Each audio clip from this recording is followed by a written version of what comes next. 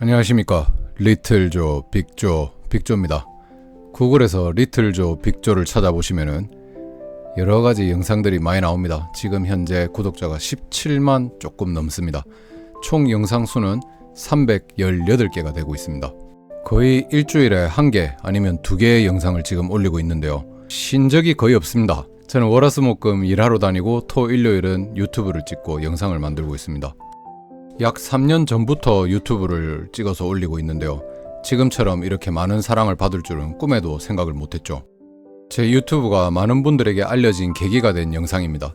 집사람과 부부싸움을 한 영상이 있습니다. 부부싸움 후에 집사람이 집을 나가서 혼자서 아들과 집에서 보내는 그런 영상이었는데 많은 분들이 재밌게 봐주시고 좋게 봐주셔가지고 그때부터 제 유튜브는 조금씩 구독자가 늘고 조회수도 많이 늘어났습니다. 사실 여러분들이 보시기에는 아주 재밌게 보셨을지는 모르겠지만은 저걸 찍고 있을 때 제 심정은 진짜 속이 타들어갈 정도로 너무 힘든 시절이었습니다. 저런 걸 찍어가지고 많은 분들이 보시는 유튜브에 올린다는 것 자체가 그렇게 바람직한 일은 아닙니다. 그리고 지금처럼 이렇게 많은 분들이 봐주실 줄은 제가 그때는 생각을 못하고 천지도 모르고 그냥 영상을 막 올렸었죠. 저런 영상까지 찍어가지고 올려야 됐던 제 심정을 여러분들이 조금은 이해해 주셨으면 감사하겠습니다.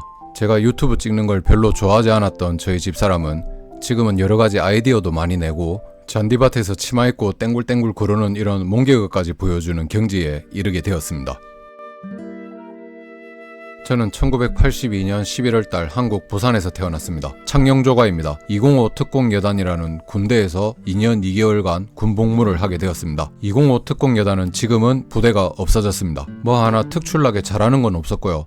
남들하고 똑같은 그런 평범한 인생을 보내는 남자 중에 한 명이었습니다. 대학교 때 전공은 자동차과였습니다. 저는 자동차를 좀 좋아해서 자동차에 대한 공부를 많이 했습니다. 근데 뭐 질문하지 마세요. 솔직히 잘 모릅니다. 그래도 남들과 똑같이 저도 어느 좋은 회사에 들어가서 돈을 많이 벌고 싶었고 좀 더 나은 인생을 살고 싶은 사람 중 한 명이었습니다. 아무 관련도 없는 사진이 계속 올라가서 죄송합니다. 그때 찍은 사진들이 하나도 없어요. 그 와중에 저는 어떤 우연한 계기로 일본에 유학을 가게 됩니다. 그때 당시 일본말을 하나도 몰라가지고 진짜 힘들었는데 어떻게 저떻게 졸업은 했습니다. 보통 일본에 유학 오시면은 6개월 그 정도 하면은 대부분 일본말을 어느 정도 능숙하게 합니다. 저는 주변 친구들하고 수업 좀 알아듣고 막 일하는 데까지 1년 반이 걸렸습니다. 엄청 많은 시간이 걸렸죠. 그리고 어느 정도 이제 제가 얘기하고 싶은 걸 다 얘기하고 듣는 것도 어느 정도 다 제가 듣고 싶은 걸 들을 수 있게 된 것까지는 한 5년 정도 걸렸습니다. 보통 일본어가 한국 사람들이 배우기에는 그렇게 어려운 언어는 아니라고 생각합니다. 저는 영어는 공부해 본 적이 없지만 그래도 남들이 1년 반 정도 하면 되는 거를 5년이나 걸렸다는 거는 참 제가 그렇게 똑똑한 편은 아니다라는 걸 저는 알게 됐죠. 나름 노력은 했긴 했는데 노력이 조금 부족했을 수도 있습니다. 지금은 의사소통을 하거나 뭐 회사에서 일을 하거나 업무를 보거나 손님들, 거래처랑 같이 회의를 하거나 이런 데는 아무런 문제가 없을 정도의 일본어를 구사하고는 있습니다. 거의 한 10년 정도 걸린 것 같습니다.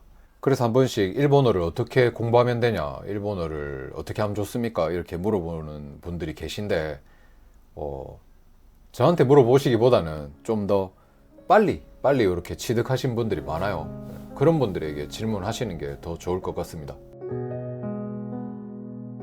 저희 집사람은 1981년 후쿠오카 현에서 태어났습니다. 빠른 생이라 가지고 친구들은 80년생입니다. 제가 82년생이니까 엄밀히 따지면 2살 정도 나이가 차이 납니다. 집사람은 동방신기의 열렬한 팬이었습니다. 동방신기를 정말 좋아해가지고 집에 가면은 동방신기 굿즈들이 엄청 많습니다. 한국어를 배우게 된 계기도 동방신기 때문이라고 합니다. 제가 일본에서 유학했던 시절 제 옆집에 사시는 아저씨의 아내분이 간호사셨습니다. 아내분이 일하시는 병원에 있던 후배의 친구가 제 집사람입니다. 동방신기를 좋아하던 집사람은 한국어를 조금 공부하고 싶어 했고 그래서 그 친구가 저를 소개시켜주게 되었습니다. 저희는 만나자마자 거의 결혼 얘기부터 했습니다. 그러고 결혼은 일본에서 한번 하고 한국에서도 또 한번 했습니다. 저는 같은 여자랑 결혼식을 2번이나 올린 한국에서 몇 안 되는 남자들 중 하나입니다. 그때 당시에는 뭐 사랑만 있으면 무조건 다 된다, 알아서 된다 이렇게 생각했는데 지금 지나고 나서 보니까 참 많은 시련이 있었고 보통 같은 나라 사람이랑 결혼한 것보다는 확실히 애로사항이 많습니다. 저는 잘 헤쳐나가지는 못했고 어째저째 얼렁뚱땅 잘 넘겼습니다. 저희는 결혼 후에 한국에서 생활했습니다. 먼저 한국말은 제가 좀 열심히 가르쳤는데 생각보다 집사람이 그렇게 잘하지는 않았습니다. 물론 제 노력도 많이 부족했습니다. 그 와중에 집사람이 임신을 하게 됐고 지금의 리틀조가 드디어 뱃속에 생겼습니다. 배를 보시면은 한 2명, 3명 정도 들어가 있는 것 같은데 1명이 들어가 있습니다. 다행히 리틀조는 건강하게 잘 태어났습니다. 집사람도 그렇게 고생을 하고 애를 낳지는 않았습니다. 리틀조는 태어날 때 폐에 물이 조금 들어가가지고 인큐베이터에서 한 일주일 정도 생활을 했습니다. 일단 리틀조는 일본에 있는 병원에서 태어났고요. 저는 그때 한국에서 일을 하고 있었기 때문에 애가 태어날 때 잠시 일본에 내려가서 애 얼굴을 보고 그 뒤에 다시 한국에 돌아갔습니다. 저희는 그렇게 약 3년 동안 한국에서 생활을 했습니다. 물론 리틀조가 아기 때 집사람 데리고 해운대를 가거나 부산의 명소를 찾아가거나 여러가지 관광을 많이 다녔습니다. 부산에는 참 볼거리도 많고 놀거리도 많습니다. 참 좋은 도시라고 생각합니다. 리틀조는 잔병치레 없이 쑥쑥 아주 건강하게 잘 자라줬습니다. 저는 공장에서 3교대를 했기 때문에 집에 없는 날이 좀 많았습니다. 그리고 집에 있을 때는 잠을 자는 경우가 많았고요. 그때 이제 집사람이 리틀조를 데리고 둘이서 같이 놀거나 함께하는 시간이 많았습니다. 리틀조는 한국에 있는 어린이집에도 1년, 2년 정도 다녔었습니다. 그때 어린이집에 선생님들이 너무 좋으셔가지고 아직까지 저는 기억하고 있습니다. 집에서는 엄마와 일본말을 쓰고 어린이집 가서는 친구들과 한국말을 썼습니다. 그래서 한국어, 일본어가 좀 짬뽕이 돼가지고 리틀조 본인도 참 여러가지 많이 힘든 시기였다고 생각합니다. 아빠가 얘기하면 한국말 어느 정도 알아들어? 조금? 근데 지금 아빠가 얘기한 건 다 알아들어서 조금 했잖아. 어떻게 알아듣는지 얘기해 줄 수 있어? 몰라? 몰라. 한국말은 못해? 조금. 그 정도? 한국말로 이렇게 조금 알아들을 수 있어. 이렇게는 말을 못해?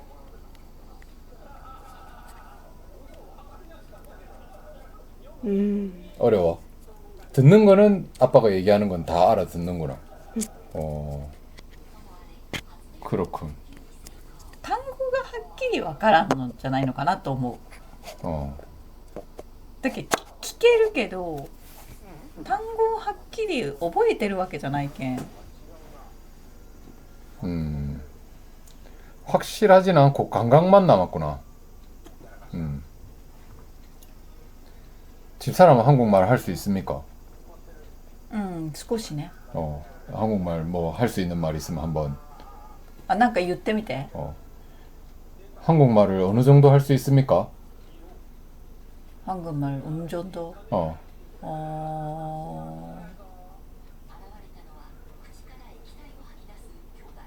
일삼.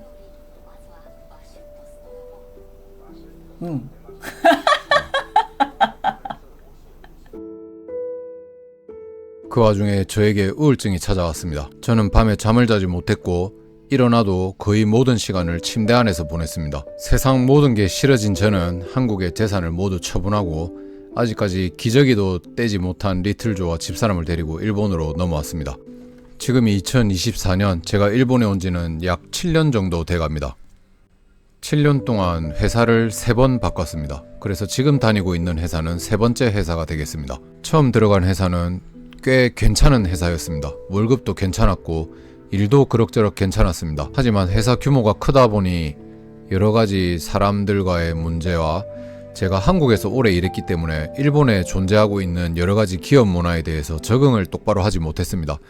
그래서 회사를 넉 달 정도 다니고 바로 그만두게 됐습니다. 그때는 어느 정도 좀 자신감이 있었죠. 그래도 한국에서 3교대 근무를 했기 때문에 일본에서도 결국 3교대 하는 회사로 들어가게 됩니다. 1년 정도 근무를 했는데 알 수 없는 기침이 계속 나오고 거기 직장에서조차 적응을 잘 못해서 다시 그만두게 됩니다. 그 이후로 이력서를 약 18군데 회사에 내어봤습니다. 하지만 아무 곳에도 연락이 오지 않고 지금 제가 일하고 있는 곳에 딱 한 군데에서 드디어 연락이 오게 돼서 지금 회사에 취업해서 일을 하고 있습니다. 열심히 일하고 있고 제 기술도 계속 올라가고 있습니다. 월급을 이렇게 안 올려줄지는 몰랐습니다. 저는 직장에서 스트레스 때문에 직장을 그만둔 사람입니다. 지금 직장은 너무 다들 저한테 잘해주시고 저도 이 일이 잘 맞는 것 같고 재밌습니다. 제가 이 영상을 올린 건 어디까지나 제 개인적인 상황을 설명해 드리고 싶은 거였지 제 한 개의 예를 통해서 일본 전체를 까내리고 싶은 마음은 없었습니다. 그리고 어디까지나 이 영상을 올린 거는 조회수가 잘 나오기 때문입니다. 이 점 양해해 주셨으면 좋겠습니다. 과거 영상들을 좀 둘러보면은 제가 의도적으로 조회수를 올리기 위해서 억지로 만든 영상들도 있고 그냥 가족들이 평범하게 살아가는 그런 영상들도 많이 올리고 있습니다. 주로 먹는 거나 놀러 가는 거 그리고 일본 생활 이런 영상들을 많이 올리는데 뭐 잘 생각해 보시면 아시겠지만은 그런 영상밖에 올릴 수가 없습니다. 매번 비슷한 내용의 영상만 올림에도 불구하고 많은 분들이 좋게 봐주시고 댓글도 많이 써주시고 좋아요도 많이 눌러주셔서 정말 감사드리고 있습니다. 원래 제 인생은 망했었습니다.